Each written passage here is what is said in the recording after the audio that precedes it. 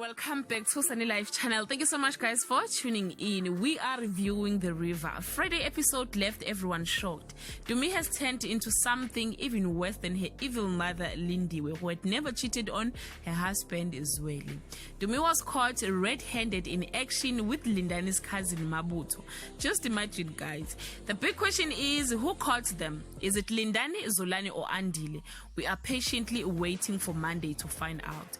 But guys, I'm assuming it's not Lindani, as he was busy knocking at the executive offices and Dumi was in Mabuto's office. The reason why I'm suspecting Zolani, it's because Lindiwe informed Lindani that she will ask Zolani to drive back with Dumi. Zolani is Lindani's number one suspect, so when he heard his name, he just concluded that he is with Dumi. I went as far as checking next week teasers on the 14th of September. Dumi will be fighting to keep her secret hidden, meaning the husband is still clueless.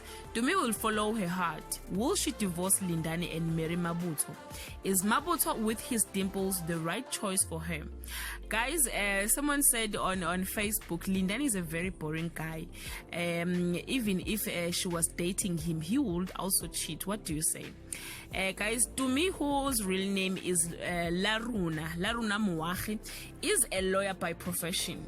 Fans used to say she can't act, but this time he has proved everyone wrong by nailing the cheating wife character.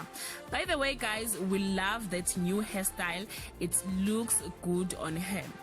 Thank you so much for listening. See you on my next upload. Bye.